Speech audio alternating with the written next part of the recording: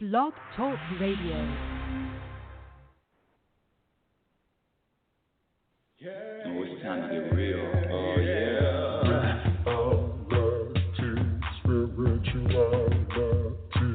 It's the new experience. Reality Spirituality. Yeah, keep your ears open for this one. Reality Spirituality. You got a question for RLN? Reality Spirituality. Yeah, it's time to get some answers, baby. Reality Spirituality. Oh, now we get real. Reality Spirituality. Yeah, it's time to get down. Reality Spirituality. Yeah, you gonna feel good now. Real good. Now, that's what I'm talking about. Time to get real. Welcome, everyone. Welcome to Reality Spirituality. I'm your host, Rebecca L. Norrington, and thank you for being here with me. Thank you to all my listeners. Thank you for sharing. Oh, my goodness. You know, I don't know how the hell this show gets out. And now it looks like the show's going to be on Tumblr. We're heard live on iHeartRadio, Blog Talk Radio, Tuned In, Tumblr. How the heck does all this happen? Jeez Louise, I'm telling you, though, if you go to sleep, you miss out on all of this fast-moving social media thing. And you know what, audience? I hardly do anything to promote the show. But anyway, the show is growing. Thank you for listening. Blah, blah, blah. Who the hell is Rebecca L. Norrington? And how the heck does she think she can be happy all the time and talk about happiness? And happy? Are you kidding? It's impossible. Those are some of the emails that I get. However, all of the emails that I get, especially the ones that disagree with what I say, trust me, all of the comments, they're never taken personally, and that's one key. For any of you that are new listeners, I just want to introduce who the heck I am. I am a person who put on this planet to find out how to be happy. When I was younger, I wanted two things. I wanted to live to my potential, and I wanted to be happy. And this happiness has been a lifelong journey for me. And I used to think that, of course, being happy meant what I was doing or who I was with or how much money I had or how did I feel. Did I have a bad foot or how was my health? And I'm here to tell you that you all know, come on. You can see it. You're not blind out there. My dear audience, this isn't blind. You're not blind robots, are you? You see all of these people that out there that supposedly have everything, but the search is always the same. The search is a search for feeling peace. The search is a search to feel good. And what does that mean? And what does that mean? That means to be able to journey, to be able to walk on this journey, to be in this journey, and to feel peaceful regardless of what happens on the journey. And what I do in my little way, in my small way, big way, labels don't matter. What I do is, labels don't count meaning. Scratch all that. I'm getting off track. Because you know what? I'm so excited today. I don't know. I have a lot of energy, and I have so much to share. And this happiness is a inside job. We know that. And this happiness has nothing to do with what happens to you, and it has nothing to do with what doesn't happen. It has something to do with what you practice. Happiness is a practice skill, and your happiness will be determined by what you practice. Your happiness will be determined by what you practice in every moment and every day.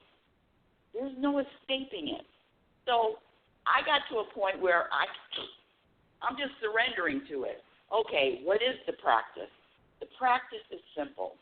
The concepts are simple, but the practice is a commitment, is a life commitment. And, you know, you talk about people that go on diets and they say, well, a diet and losing weight is a lifelong commitment. It's the same thing with wanting to be happy.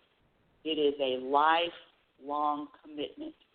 And I don't know about you people, I don't know about you, my dear audience, but I think it's the number one commitment.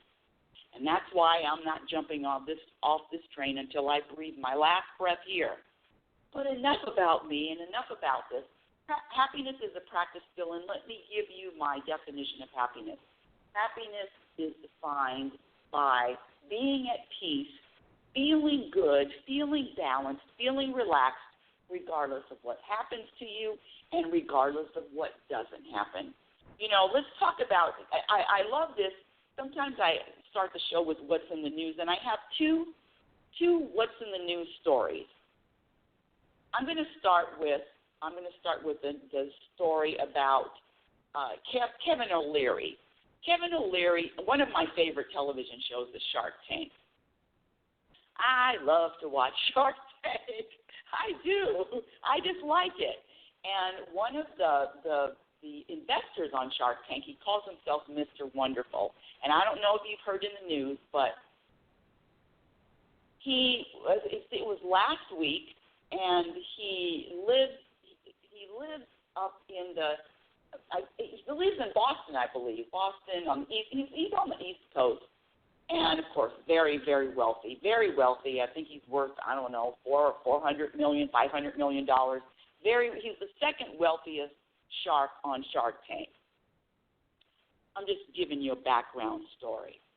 And a week ago, he and his wife were on a boat. I don't know if there are any more passengers on this boat, and it was in the evening. Now, listen, I'm telling you, living in the forest, I'm not doing anything in the evening. I'm not walking in the forest. I'm not evening. I can't see. No. Anyway, Kevin O'Leary and his wife were out on their boat in the evening, late at night, so it was dark, so the boats needed light.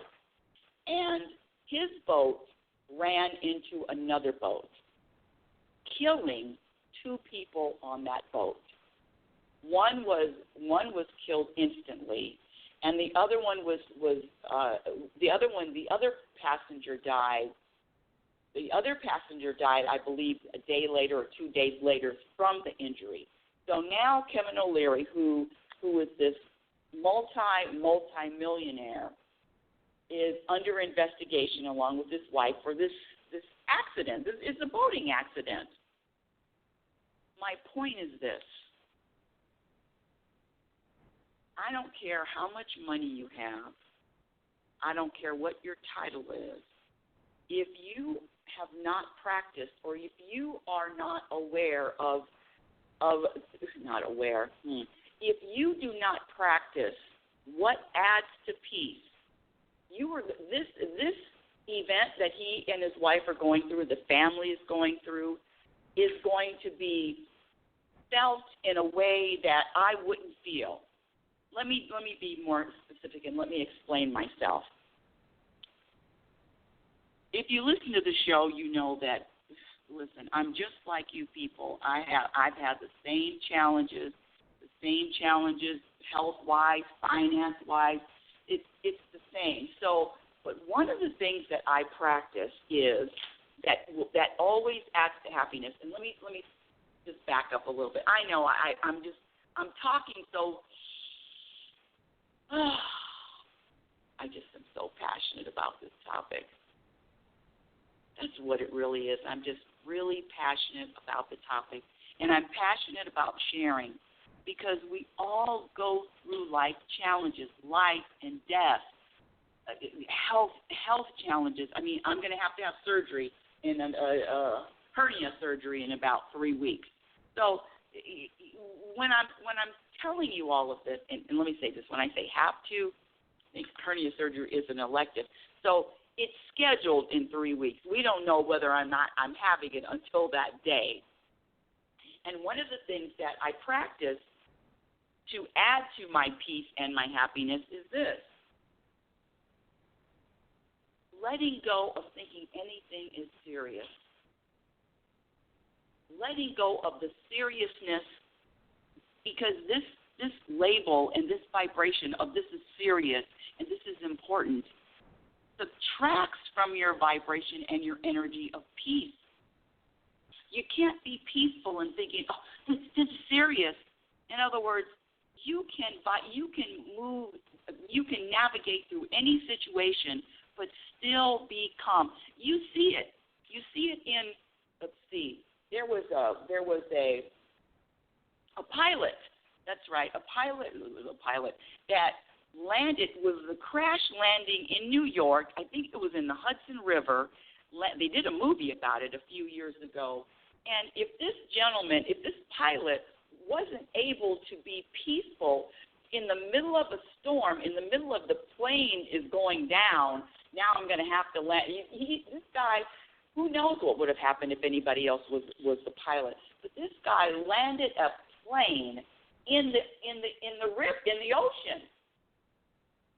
Everybody, and so with that, in other words, everything that he had been practicing as a pilot came into effect, and he was able to stay calm, go in automatic.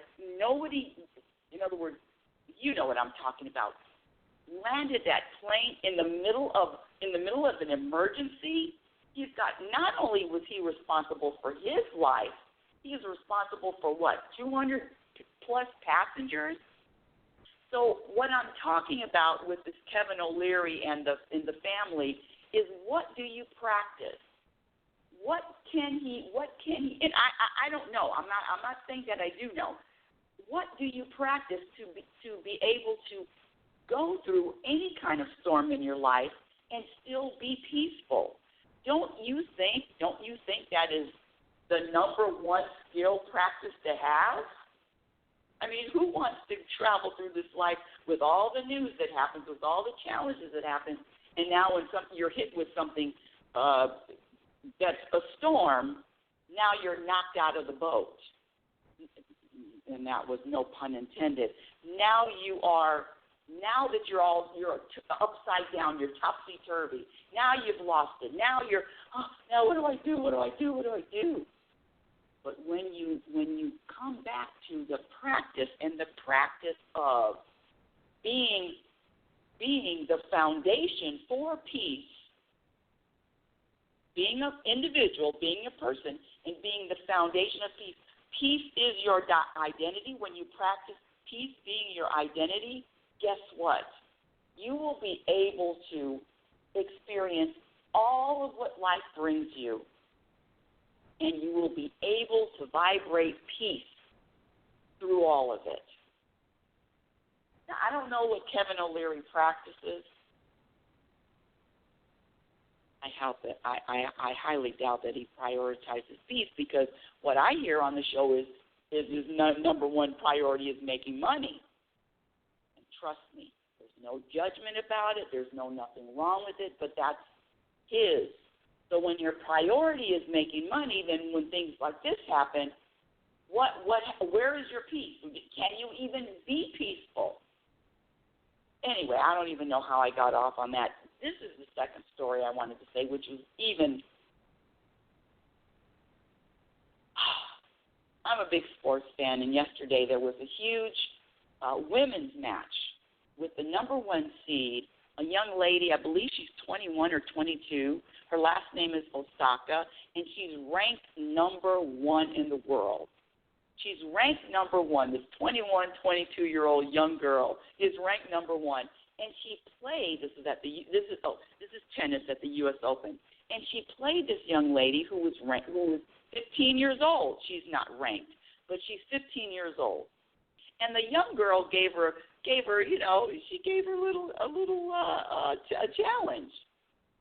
But the 15-year-old doesn't have the experience of the 21, 22-year-old. And then, this is the thing. After the match, and we are going to get to the topic of communication and happiness, but after the match, something happened between both of them that nobody has ever seen. In fact, Chris Everett, she's a very famous tennis player. Chris Everett said, I've never seen this before in all my years of tennis. I've never seen it. And what it was is the youngster, the 15-year-old, lost the match, and she was crying. And she was getting very frustrated. You could tell while the match was going on, her emotions, her nerves, her anxiety, whatever you want to say, she was just, it was a lot for her. And she cried a little bit during the match, and of course after she lost, she cried. Very emotional. Understandable. Well, understandable because she was programmed to be emotional. But anyway, I digress. So after the match, the number one seed went to the youngster and had her arms out and embraced her and gave this 15-year-old the stage. She gave her moment, and she said to her, because the reporters, the interviewers asked, what did you say to her? What were you talking about? What did you say on the court? Well, come on. What she said was, you're going to be fine. You're going to be a great player. You played great. It was a real human moment. And my surprise was, what was the big deal about being real and truthful and honest in the moment? And one of the reporters asked the lady, asked the number one seed asked her, she said, "What did you plan on talking to her? Did you plan on embracing her? Did you plan on hugging her? What were your thoughts? When did you know that you were going to hug her?" I almost lost it. I almost lost it. I mean, have we gotten to a place where we are so robotic with hi, how are you on a Monday? How was your weekend on a Friday? Doing anything fun for the weekend? Hi, how are you? What did you do on the weekend? Anything fun? Listen,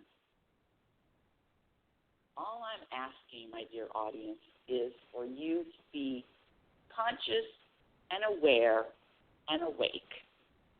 Conscious and aware and awake. And the only reason why I'm saying it is because when you are conscious, when you are aware, when you are awake, you have a higher probability of making decisions in every moment that are going to bring you more peace and more happiness. See, the practice is constant. It is never ending. And whatever you're practicing in this moment, whatever you're practicing during this day, is what you're going to be experiencing and practicing tomorrow. The practice is eliminating all things that subtract from your peace and from your happiness. The practice is also practicing all things that add to your peace and happiness. And what adds to your happiness? Trusting, living consciously, accepting, being yourself, humbling the ego, choosing your perspective, staying out of everybody else's business.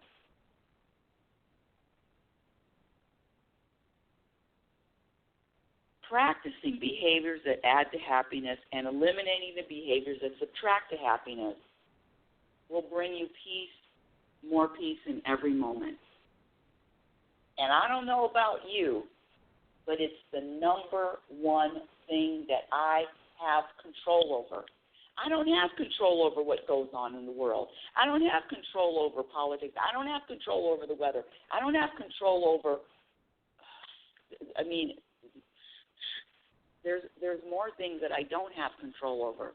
So I'm going to focus on what I can control and the peace that I can feel and that I can find based on what I practice. Whew, that was a long intro, wasn't it? Here we go. I don't know if you're still with me, but if you are, let's do this. Today's topic is communication and happiness. communication and happiness, and how to communicate with others for the maximum amount of happiness and the maximum amount of peace. A couple of weeks ago, my son was visiting from New York, and did I tell this story on the air before? Oh, if I did, I don't remember. I did. You know what? I'm going to throw it back in, but I'm going to make it quick. So there are. I did remember saying this on the show last week. But anyway, I'm going to make it quick because it falls under this communication. So there are two showers in this house. There's one upstairs and there's one downstairs. And there's a downstairs shower. I did say this last week. And there's a downstairs shower that has a beautiful view of the forest. You look out of the shower and all you see are trees. Beautiful, big, nice, roomy shower. And there's a smaller shower upstairs, and it's a shower inside of a bathtub. You know those showers inside of bathtubs. And for whatever reason, my son, who was here visiting, preferred the shower upstairs because of privacy. And and I could not, until he told me that, I had no clue why he was showering upstairs, because there isn't a view of the forest, there isn't a view of the trees, and it's very small. It's a bathtub it's a shower in a bathtub. You know what I mean. My point is this. When communicating with anyone else, I want you to realize and know that their words, whatever their words are, may have a totally different meaning, vibration, energy than the way you feel it. You're feeling for the word judgment, you're feeling for the word challenge, you're feeling for the word love, you're feeling for the word anger, you're feeling for the word irritated, might have a totally different, in fact, might with an underline, might have a totally different meaning or different feel than I would have. And I've said this before, and I used to say it all the time on the show, but we are as different as our fingerprints. We are all so different. And the difference is the beauty, and the difference is also one of the big reasons why there is conflict. Not only do the words you use the word love. Oh, I love him, I love him. What does that mean? When you say I love someone, what does that mean? Does that mean you love somebody no matter what they do? Or does that mean you love somebody conditionally? Because love is, what I found is in this world is love is really based on a lot of conditions. The love that I see out in the world is there's a lot of strings attached. If someone does X, Y, or Z, then you know what? I'm done. I'm over loving you. Next. And there's nothing wrong with that either. But the definition, the universal definition of love is loving without any strings attached, loving regardless of what you do, and loving regardless of what you don't do. In fact, that's the way the universe loves. The sun shines on the serial killer and the Pope. And I've said that a million times too, but it's true. So the next story I want to talk about with communication, and the reason why I'm giving you these stories is because there are a lot of ways to discover peace in every moment. There are a lot of ways to discover this peace and happiness in every moment. And I'm just giving you a lot of different ways. And one of them is when you're communicating with someone else, let's say they're talking to you. The biggest gift that you can give to someone else is the gift of listening without judgment. the gift of listening and listening and letting them be heard without judgment.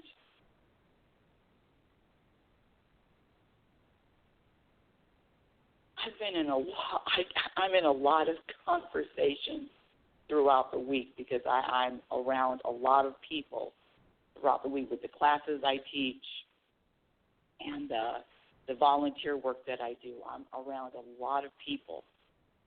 And what I've learned is, guess what? I'm going to give you a secret. I'm going to give you a secret to what I've learned. If somebody's talking to me and sharing a story with me, guess what? I don't have to say anything. I don't have to talk.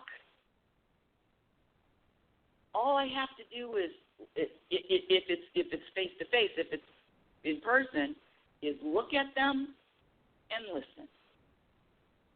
I don't have to. I used to think I had to say, yeah, yes. At the most, I can nod my head, and at the most, I can give them a, I get it. Okay, I hear you. See, the art of listening to someone has nothing to do. It's nothing to do with them. The art of listening without judgment brings peace to the person that's listening. When I spoke with someone yesterday. And she is a lot of health challenges, and in fact, has now there's medical equipment that has to be used. So there's a lot of health challenges here. And I called her on the phone, and all I did was listen. I mean, there were a few things that she said that I wanted to give my input, and I wanted to suggest, and I really wanted to interject, give my 2 cents. I have a great idea. Oh, try this, try. And my dear audience, I'm going to say, I'm challenging you to try it. Try just listening without judgment, because the judgment is a tricky one. No, scratch that. Try. Practice listening without the judgment, and you'll find that you won't even have to talk. The listening without judgment, and these, when I say these people, I'm talking about anybody else that's not you. The need to be heard, the value of listening is so powerful. I stayed on the phone with this person for at least 40 minutes. I know it was over a half hour. And I probably said maybe less than 20 words other than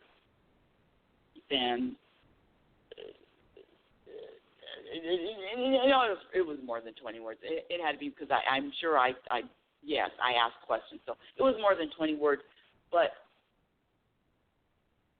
the words had nothing to do with their conversation.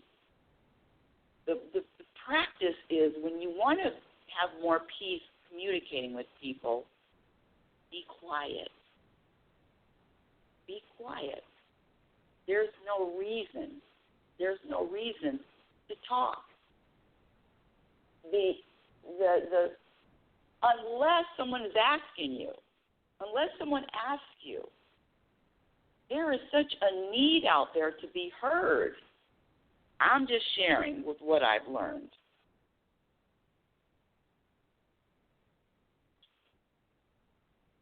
Let me share another story. Let me go into my phone here because I've got to get a text. How communication there's a gentleman here who helps me with the gardening and the landscaping. And I sent him a text a couple of days ago, and I said, when you come back, I need help with 3 more things.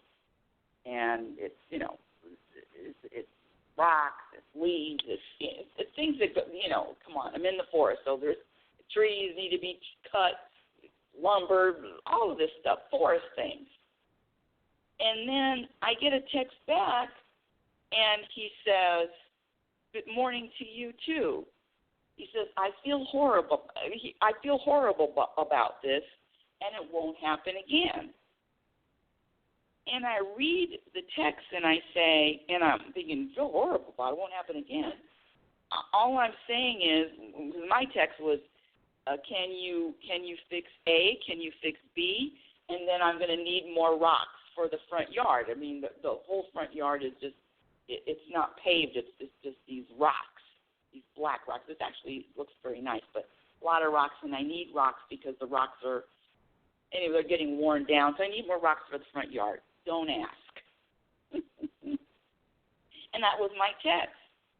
And then he says, "Good morning to you. I feel horrible about this, and it won't happen again." Now, I'm thinking, wow, what is it? Because he put rocks down about 4 months ago, and so now I'm coming back. Now, in my head, I'm thinking, he's feeling bad about not bringing enough rocks. That's what I'm thinking automatically. I'm thinking, he feels bad about, and then I text back, I said, feeling bad about rocks? I said, you don't feel bad about rocks. I said, save your feelings for something other than rocks. I said, that's not important, rocks. He says, yes, I understand what you're talking about. He says, but no, that's not what I mean. He said, all of these months that I've been helping you, I forgot your first name. Now, this guy has been, and he's been helping me at least 6 months. And he said he's forgotten my first name. And he was feeling bad about that.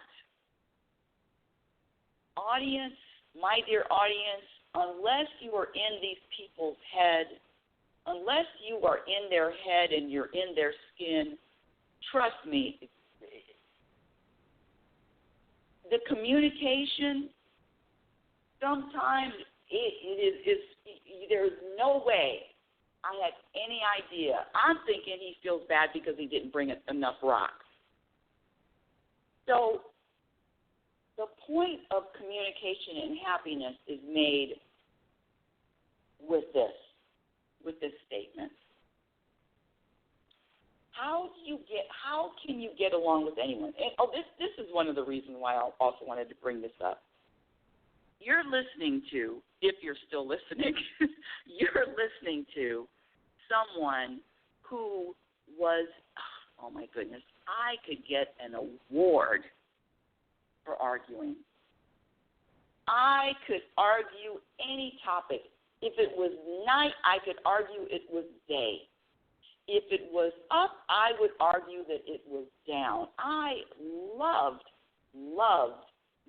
scratch that. My ego loved to argue. And I love to argue because I loved to be right.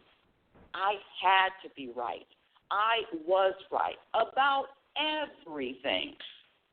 And I know now what you're thinking. Well, now you think you're right about this happiness. Well, yes, I am. Because everything that I've been telling you has been practiced and tried and put to the test and tested and tested and tested and tested and tested. I'm saying I'm open to other ideas and other possibilities. But if I tell you that all labels subtract from happiness, all labels subtract from happiness. And if I tell you expectations subtract from happiness, expectations subtract from happiness. And if I tell you that thinking something is serious and thinking something is important subtracts from your happiness and your peace, seriousness and something important subtracts from your happiness and your peace. All of the things and worrying subtracts from peace. The things that I talk about have been tried and tested. What's my point? My point is how to communicate with anybody else for the maximum peace.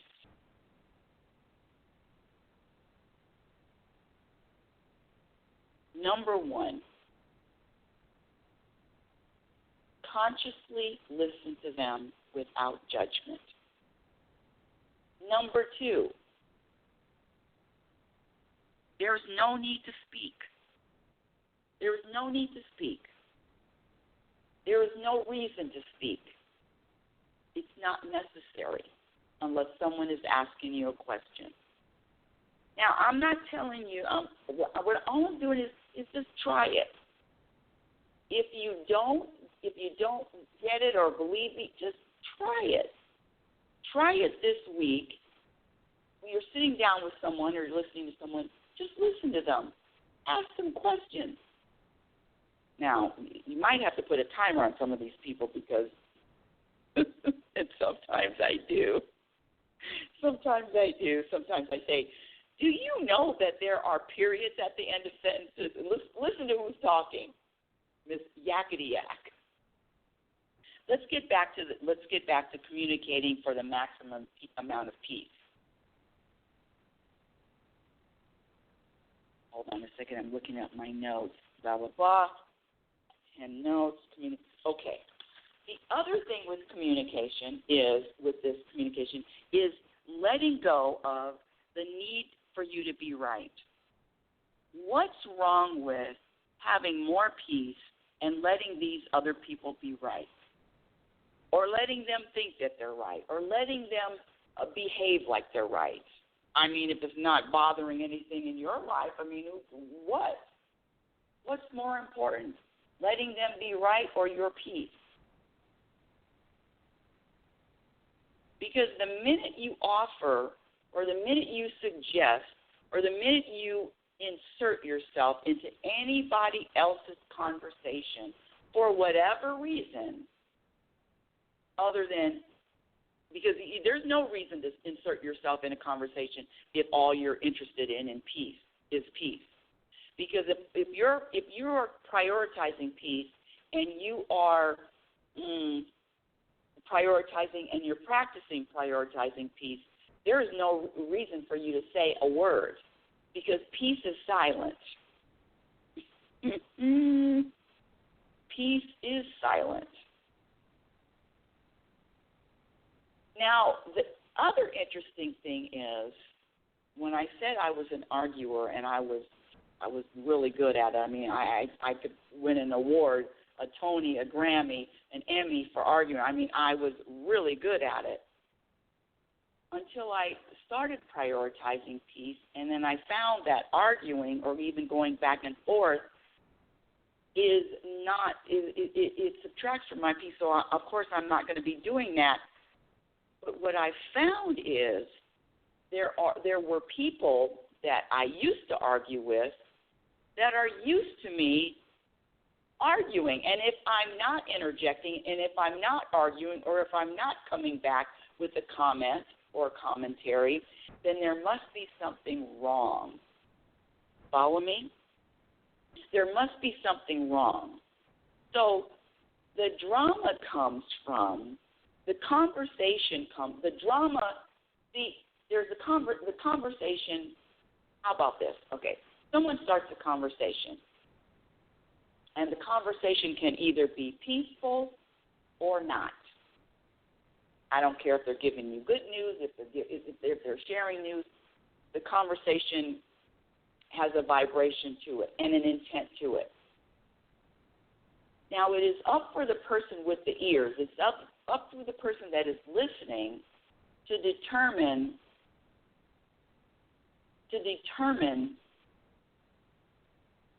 I'm trying to think of how I want to say this. Hold on a second. Bear with me, audience. Okay, to determine whether or not their intention is to be peaceful. Follow me with this. If you prioritize and if you And if you are practicing communicate, if you are practicing wanting to be peaceful or wanting to feel peaceful throughout your journey, if that is a real practice of yours, you will find that your words, especially out in public, will become less and less and less, and your need to say anything or want to say anything will become less. There are reasons and ways to communicate, and there are also reasons and ways not to communicate. What is practice? What is programmed? What is practiced and programmed is to talk incessantly, talk. Listen to me talking. Talk. What is not practiced and it was not taught is just to listen without judgment. I know I've said that a few times, but it's really a point that this is what I want. Everybody gets a homework assignment. This is your homework. If everyone gets a homework assignment, and your assignment is to do this throughout the week, when you can, when you think about it, when you are conscious of it, just practice listening to these people. Just listen, and understand that they want to communicate something to you for a reason that they know. They want to communicate something to you because they want you to hear this, but they don't necessarily need you to say anything back other than maybe yes. That whoever, in other words, give somebody else a gift and just listen. You know what I'm trying to do? I'm trying to just make everybody in the world shut up. That's my master plan, to get everybody in the world to be quiet.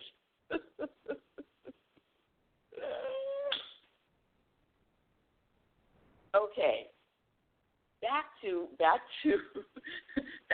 show. Okay, so let me just look over my notes. You know what? And another thing I want to ask you.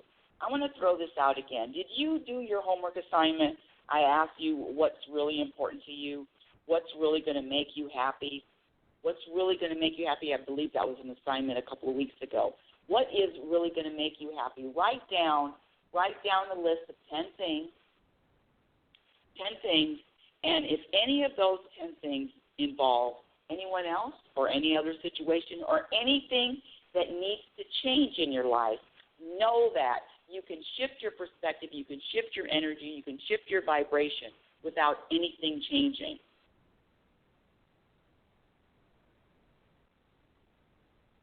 Reality Spirituality is heard every Sunday at 9 a.m. Pacific Standard Time.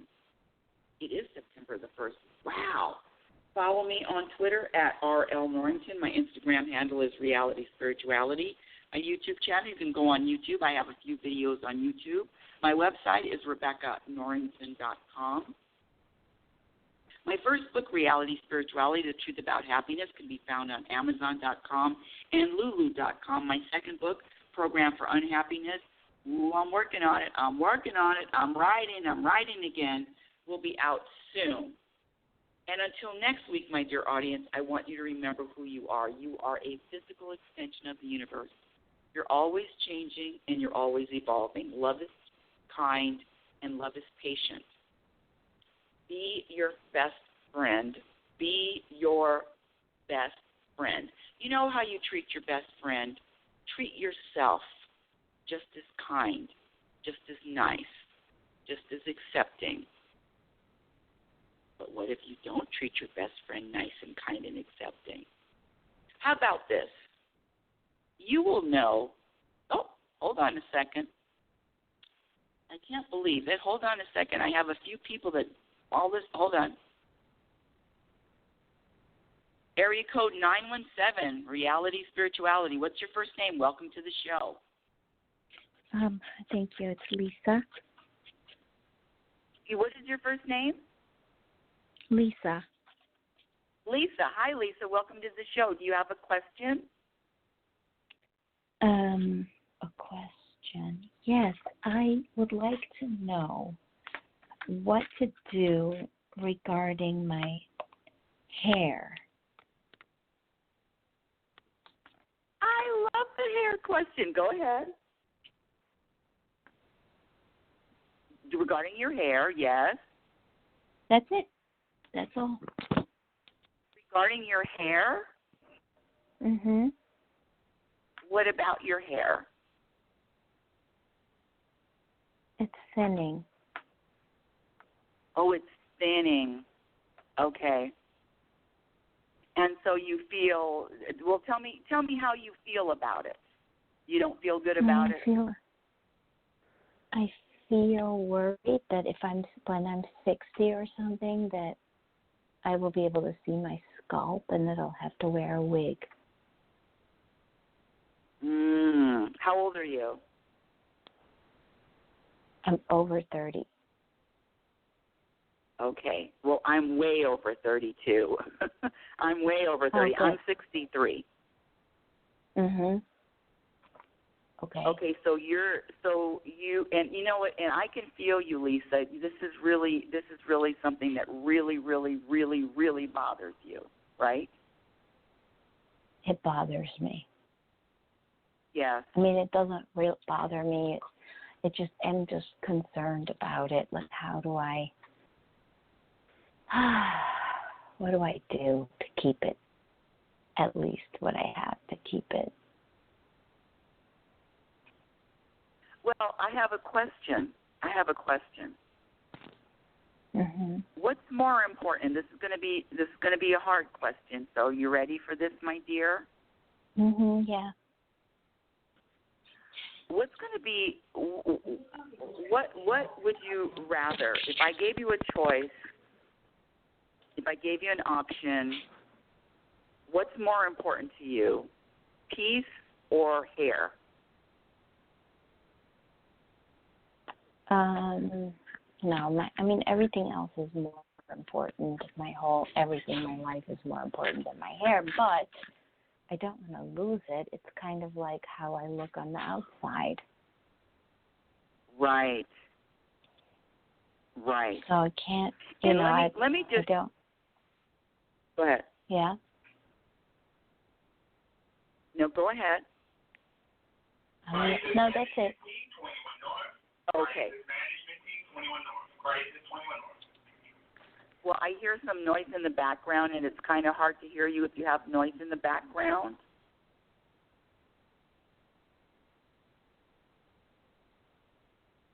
Hello? Yeah, I'm here. Oh, okay. I don't hear noise anymore. Let me just give you a really quick, because I'm 63, and I have to say that things. I'm only laughing because this is a real challenge, and what you're talking about is a real life challenge. And the problem comes from the programming. The problem comes from the programming, thinking that anything on my body, and I'm talking about myself, anything on my body, what I used to have, because now, I have to dye gray, I have more wrinkles, my hair is thinning. I mean, I used to have a lot, thick hair. And I got to a point where I said, you know what, universe,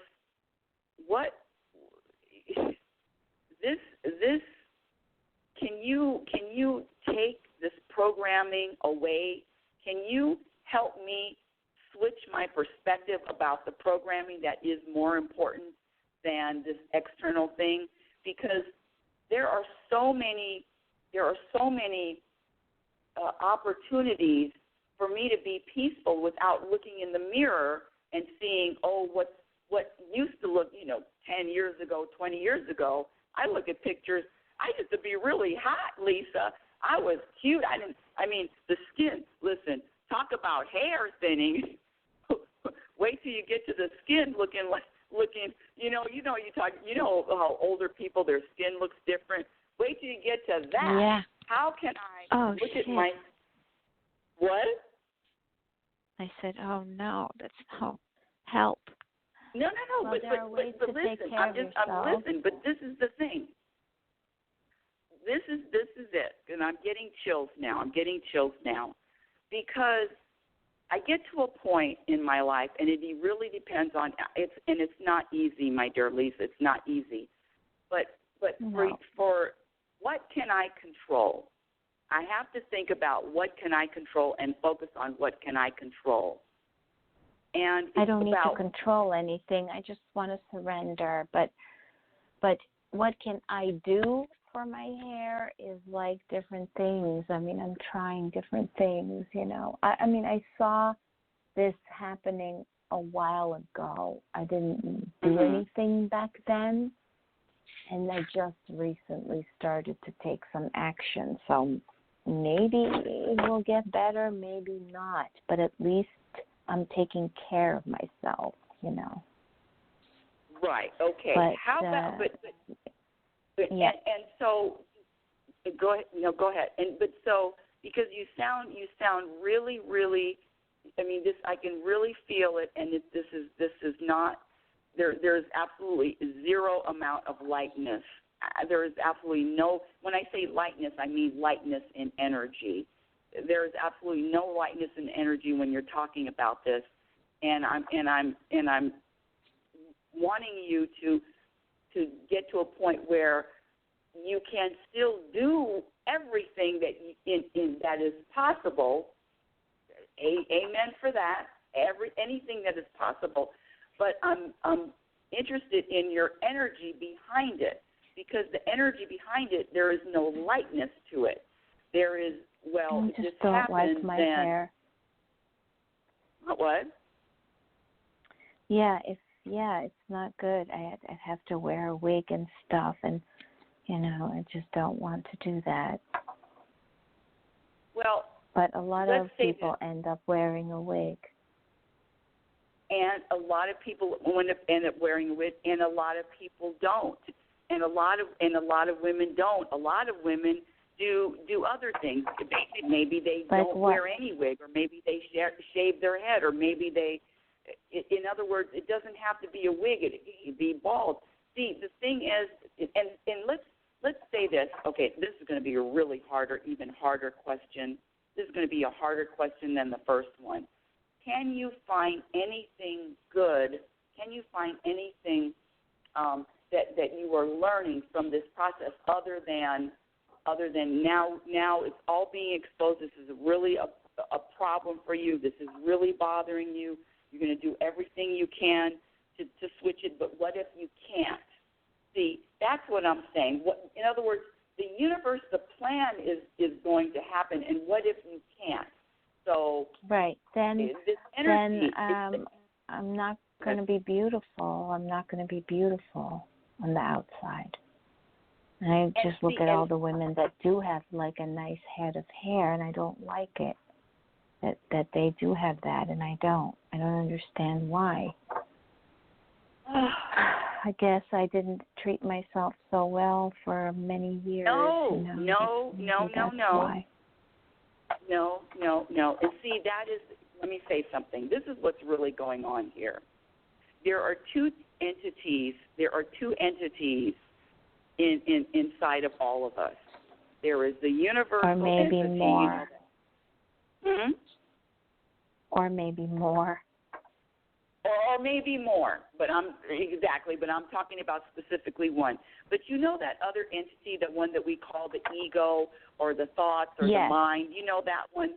That one entity, that ego has one job, my dear Lisa, has one job.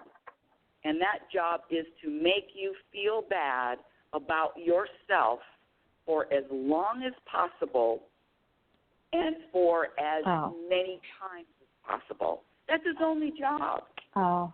And so what right now is the ego is really driving. The ego is in charge of how you're feeling. The ego is in charge about what you're thinking. The ego is in charge of your energy and your vibration. Okay. And it is really doing a great job, because I can feel that you feel horrible about this. Yeah, I really don't like it. I really have a problem. sweetheart, I know. Honey, you think I like getting older? I mean, I was gorgeous. Great skin. Lots of hair. In shape. I haven't been able to do cardio. I haven't done cardio for 2 years. I'm soft now. Where's my muscle? What I'm saying is there's a point where nothing stays the same, but the beauty is not in the hair. I know it's hard to say. The beauty is not in the hair, my dear. The beauty is not in the hair. The beauty is not in the skin. The ego will tell you that. The community, the programming will tell you that. But it's not the truth. Yeah. It's not the truth. Man will tell you that. Can you tell me? I mean, look. If you went to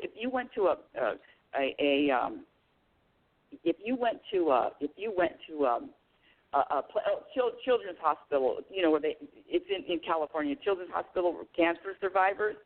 All of these children have no hair; they're bald. You're going to walk in there and say they're not beautiful? See, it's the programming that you're fighting. That's right. Oh yeah. So it's the programming that you're fighting, my dear. Okay, I don't have to fight it. I can just let it go and accept and be like, okay, so what? Well, what I'm saying is do everything possible that you can do. That's what I'm saying. But let go of the attachment to the outcome. No, I don't really have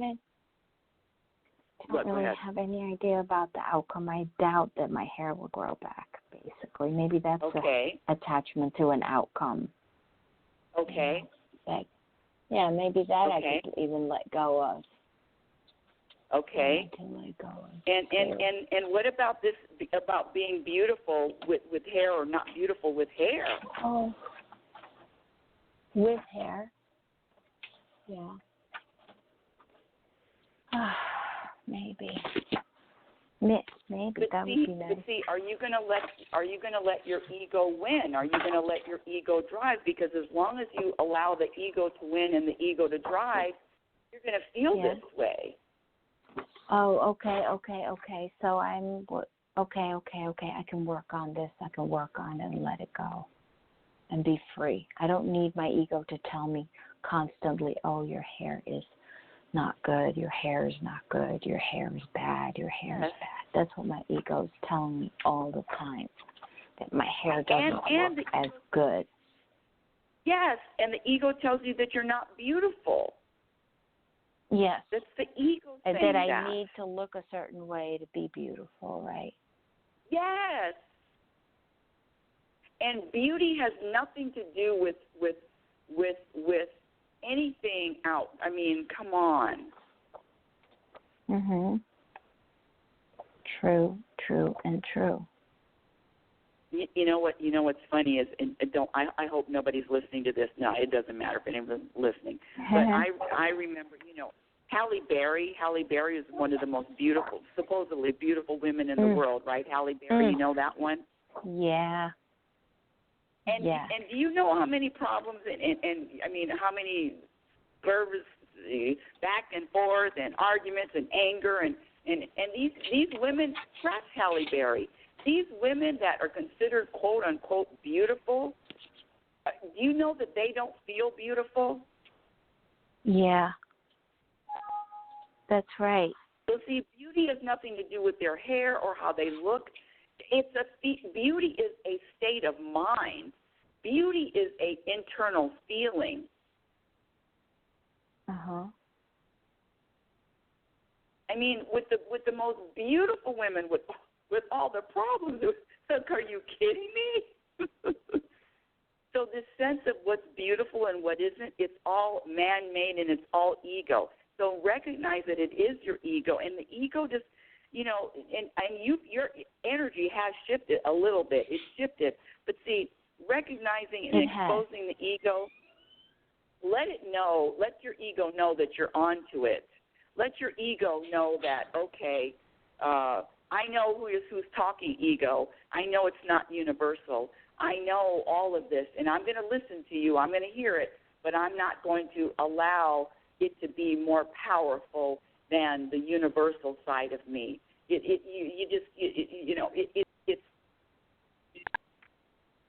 you follow me? Yeah, I am following you. I like what you're saying. I appreciate it. And you know what? Your questions, you see, and let me say something else, Lisa. Not only have you shared something that is so intimate for you, you are going to be able to help someone else. You are going to be able to teach someone else.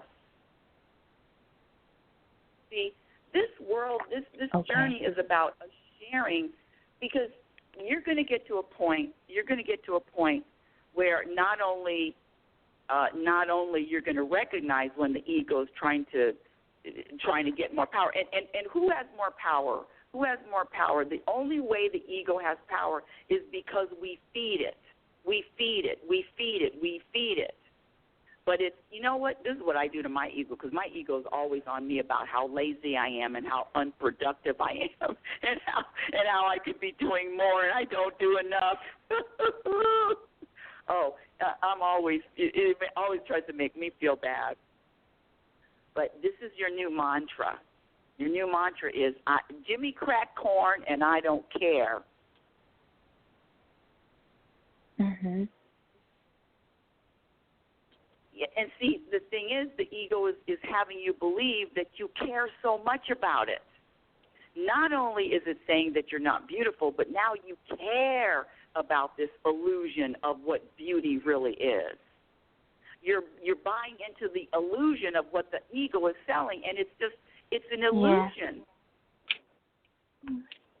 I mean, I don't know if it's an illusion. I mean, most people, they are like, wow, look at her hair. And like, wow. Is that an illusion? Wait, hold on a second. Most because people that person may be bad in the inside. Honey, let's say this. When you say most people, let's say most people in this society, in the United States, or maybe some, but you go into other countries, and women and men shave their head. So, in other words, I get what you're saying. I really do understand. Trust me, I do. But even that most people, there are a lot of people, but just because there are a lot of people, it's just because they're falling into the same robotic, thinking that something external is beauty, means beauty. Your heart, you know, is what I would look at. I'm not gonna look at you and feel you and look at your hair and say, oh my God, I want to talk to her. But I am not going to talk to anybody who is you know, with this negative, and I don't know, scratch what I'm saying. I'm just talking right now, but it is recognizing the ego and what the ego is trying to do, and whether or not you are allowing the ego to be in charge. Mhm. Yep. I get it. So this is going to be a question. So what is good about you losing your hair? That's a hard one, honey. I'm sorry, but it's hard. It's good because it helps me. It helps me look at dysfunctional behaviors around my hair and how it's not helping my hair, and that I need to find other ways of taking care of my hair, which I haven't been very successful at.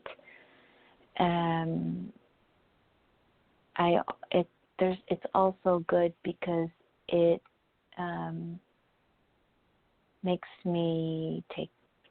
helps me learn how to take better care of myself around food and certain herbs.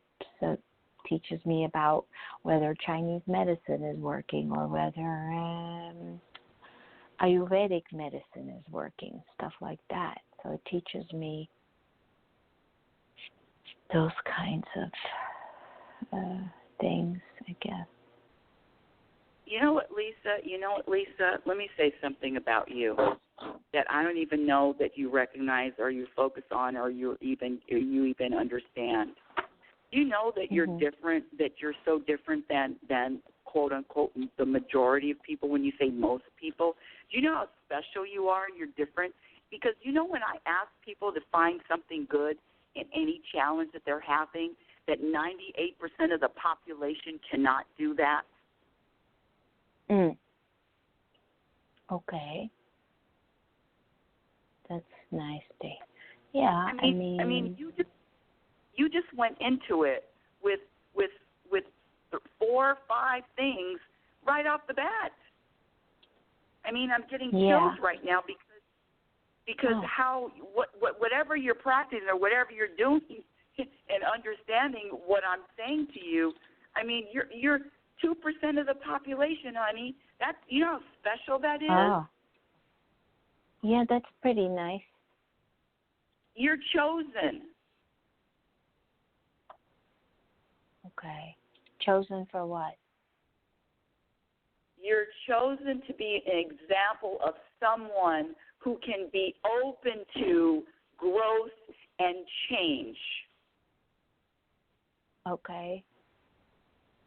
You're chosen to be you're chosen to be open to more consciousness and seeking for truth and peace and what's real in this world. See, what's fake in this world, what isn't real, are, you see, I mean, come on. You see on TV all the time. You see out in the society all the time. Yeah, what's real is a peace. Yeah, is a peaceful spirit. You just being who you are and what you're experiencing and so unique. And this challenge that is happening to you at a young age, at an age, scratch the young age, at an age. But there is something even bigger than this hair thing than you and I could even come up with or imagine. I know it. I know it. Yeah, and maybe I can find a way. The universe uses all these little things. I don't know. I don't know how much you listen to the show, but last year my mother died in October, and she gifted a family house worth over $300,000 to the handyman. Oh. That house was. Did you hear that when I said that on the show? No. Oh my God. Yeah, so I'm so glad I'm sharing this with you. I'm so glad you didn't hear it before. Lisa, the house was amended. My father and my mother gifted it to me. There's only a couple of us in the family. And I find out at her death that in a Fourth Amendment that the handyman and an attorney got together, and my mother, the last couple of years of her life, mentally she was not able to really make those decisions. But Lisa, it is a setup. Can you imagine how I felt? It took me about 14 days to shake it off.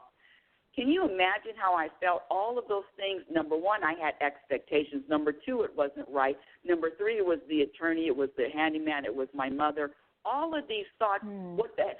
That $300,000 is a lot of money just to give up. But the thing is, it was a setup. The universe set me up to get to another level. The universe set me up because they saw that here you are talking about this happiness and this peace, and you still have expectations.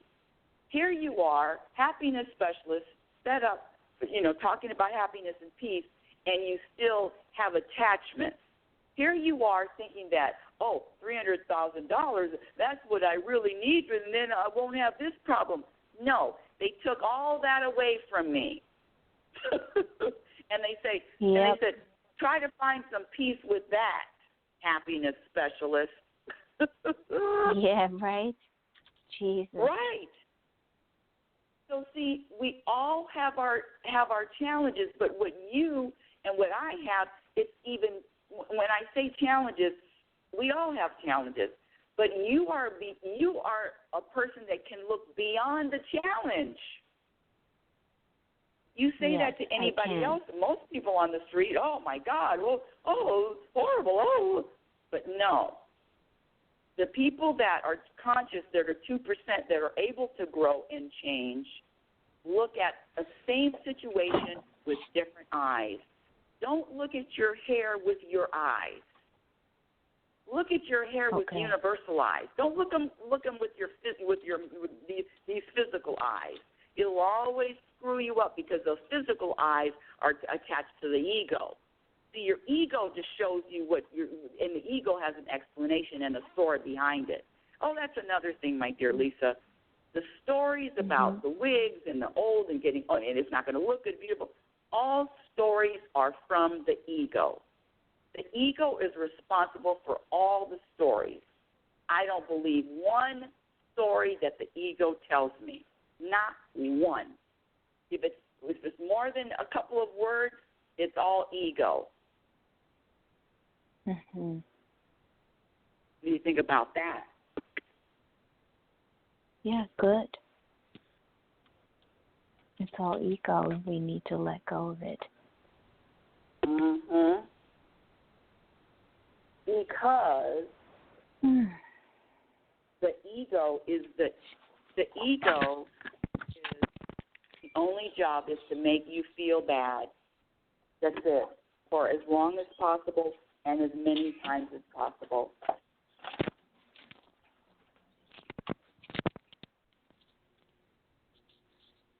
Yes. So what can you practice? What can you practice? How can you shift? I can practice. I can practice mindfulness around my mindfulness. And you know what, too, my Lisa, beauty, that I don't have to be beautiful for everybody else, but that I don't have to. Well, I can be beautiful. I can still be beautiful, and I'll find ways that will work for me, whatever they are. Let me say this: not you can be beautiful, my dear. You are beautiful. Period. Whether you have hair or whether you don't have hair. Mm-hmm.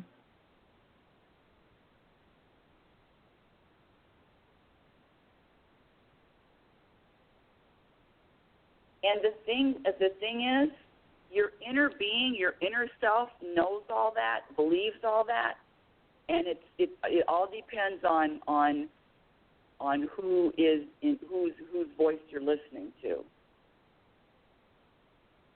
Okay. You know, I've given this example too. So you're in a what would be your dream car? Have you heard that? Let me ask that question before about your dream car. Yeah. Mercedes, a sports Mercedes. Oh, sports Mercedes. What color, darling? Darling, what color? Like a light silver blue. Light silver blue. And what year? Does it have to be a 2019, of course, or 2020? What year? I think that one is like a sports model. It doesn't really matter what year. Okay. All right. So this is your dream car, and you're in the passenger seat because those sports models, they don't have back seats. You're in the passenger seat, my dear Lisa, and who's driving? I'm in the passenger seat. My higher self is driving. Who's driving? My higher self. Yes. Your higher self, the universe, yes, is driving. And so your job is to enjoy the ride because you're not driving. Oh, okay. I got it. That's a relief. You think if I was driving that house would be left to a handyman? That's right. I don't think it would have been. That's a waste of, like, how could she do that to you, right? Yeah, your but she freaking didn't do house. That to me. But she didn't do that to me. The universe did that to me, so I could practice more. The universe did it to me. She didn't do that. She was a pawn. Practice letting go. She was used.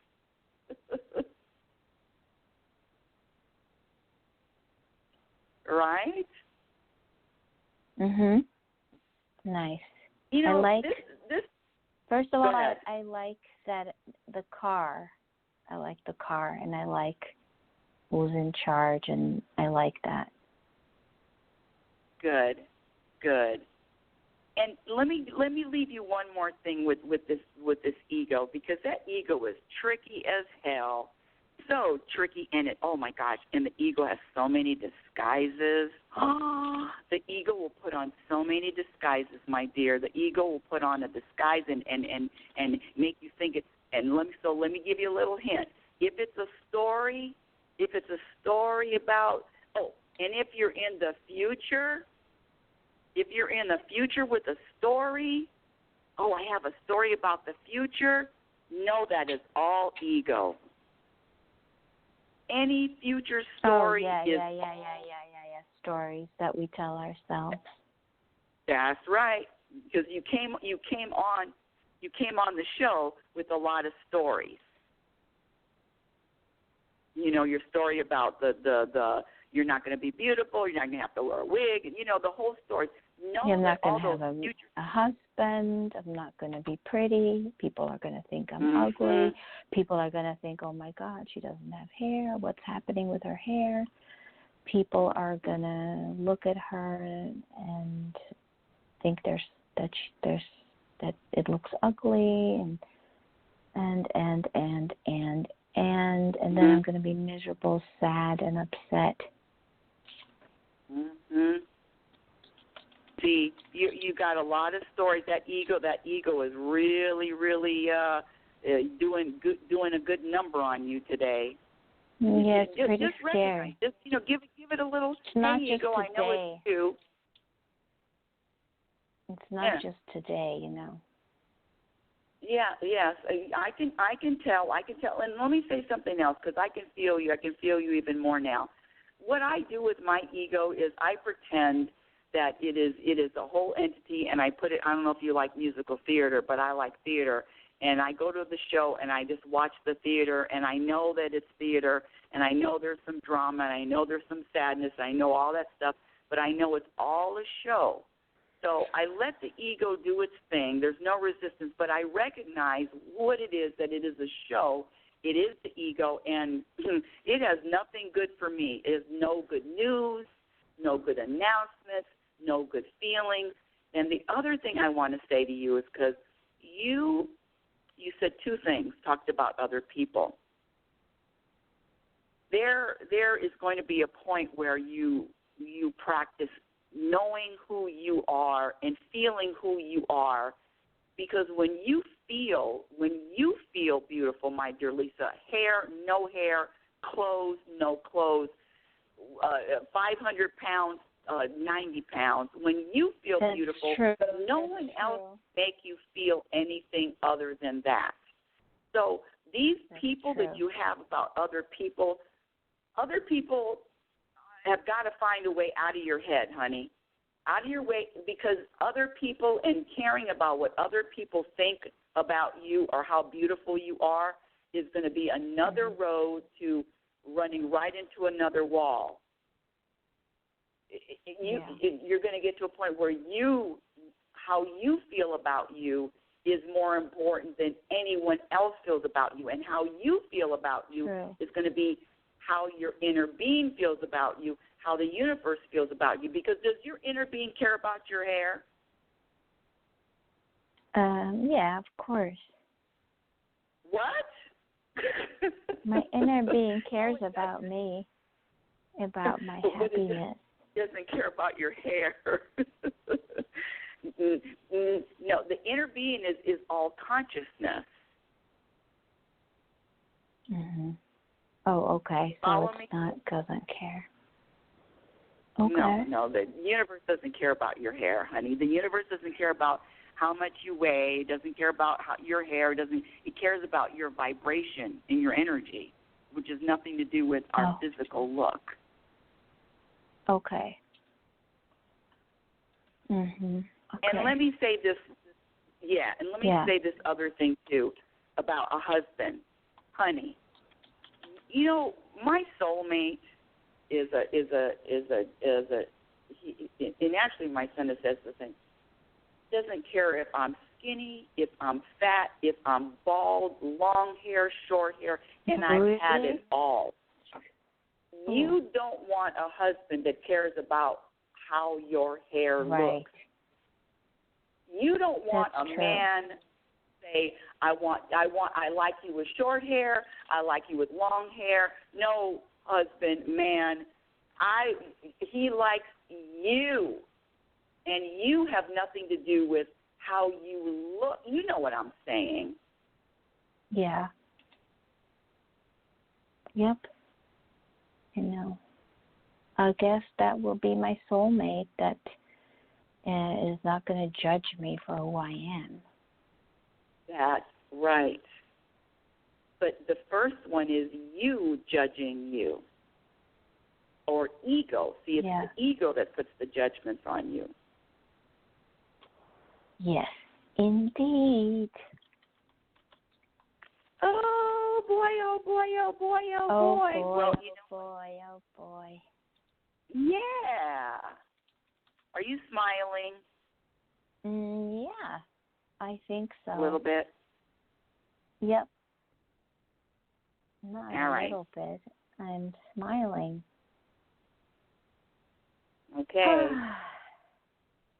That's the it's side. not going to make this problem go away, though. It's not going to make this problem go away. Well, right. it's going to, I know what to do. That's the good news. It's not going to go away with talking about it. And the problem is nothing to do with the talking either. The problem as far as the talking, it is more, it's not even the hair. It is a setup for you to get to a place where you feel, regardless if you have hair or don't hair, you feel beautiful. You feel good. Scratch the beautiful. You feel good about self, period, regardless of what you're doing, regardless of how you look, regardless of how you weigh, regardless hair, no hair. And it's not going to prevent me. Let me say this. This is my last thing. When I moved to Oregon, in California, because I've lived in California most of my life. I'll be here in Oregon 2 years in September. I wore makeup in California every day. And when I say makeup, I mean mascara and eyeliner. I would not ever, oh my gosh, I can't even believe I'm waiting till the end to tell you this. I would never walk out of the house without makeup. Teaching a class, I never felt beautiful without my makeup. I mean, I would not wear makeup, but I would always put on sunglasses, and I would never feel as beautiful as when I wore makeup. And do you know that one of the things that the universe brought me to Oregon is because there's a lot of people, there are a lot of farmers here, and a lot of the women don't wear makeup, and I don't wear makeup anymore. And guess what, Lisa?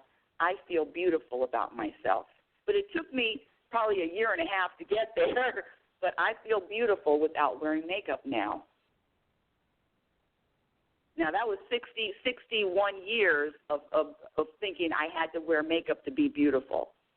I had to wear mascara and eyeliner to be beautiful. I don't wear any makeup, none, and I feel beautiful. That's crazy. But but you see how the universe works?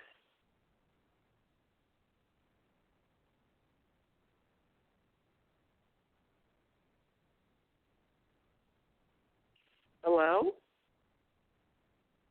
Yes, I heard you. It was amazing that you got over your makeup.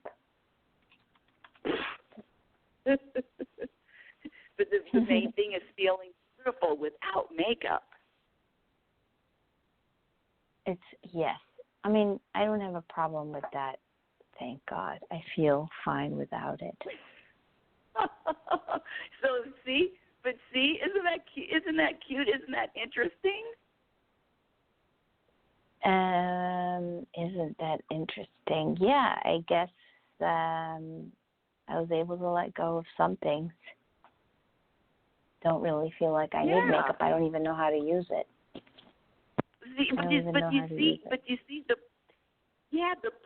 programming of, oh, I feel beautiful, but I'm not going to feel beautiful if I don't wear makeup. But it's the same thing with it's the same. It's the programming of not feeling beautiful. It's the programming. It's the ego telling me what I do. No, it feels like something is missing. Something is missing.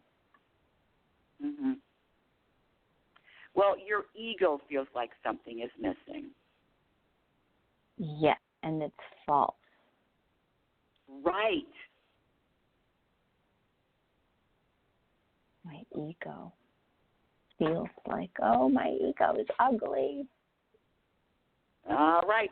So what's going to happen is you're going to go bounce back and forth and bounce back and forth, and you're going to know that ugly voice and ugly is all ego.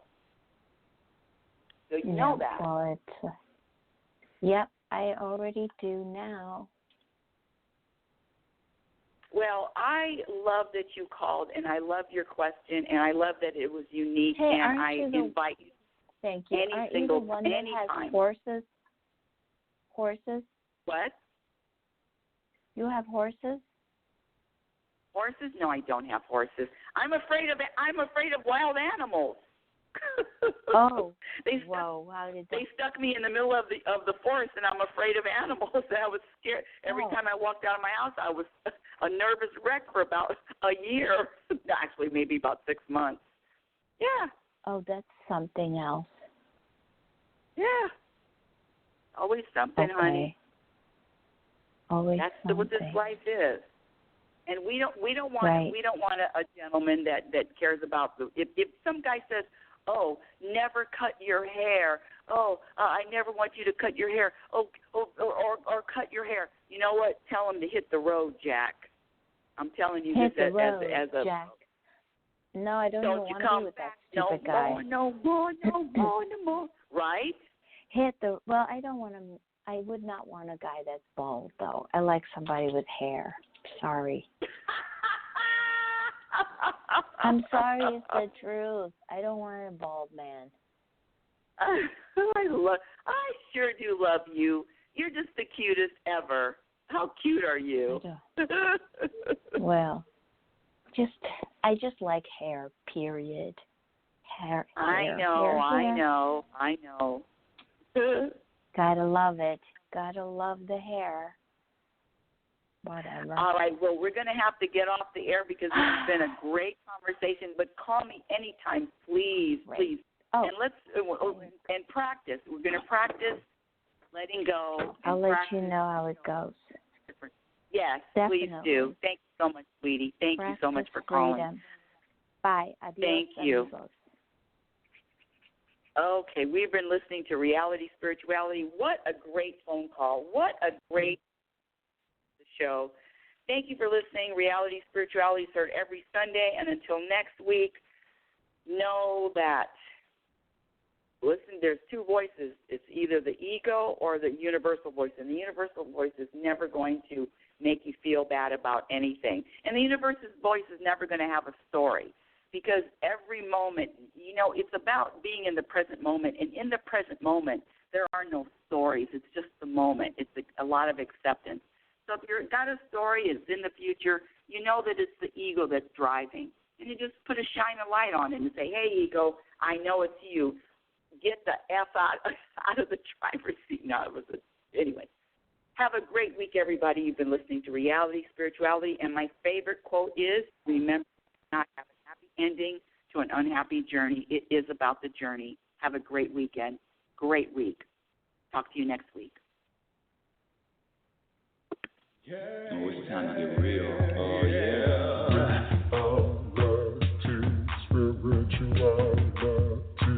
It's the new experience. Reality Spirituality. Yeah, keep your ears open for this one, man. Reality Spirituality. You got a question for RLN? Reality Spirituality. Yeah, it's time to get some answers, baby. Reality Spirituality. Oh, now we get real. Get real. Reality Spirituality. Yeah, time to get down.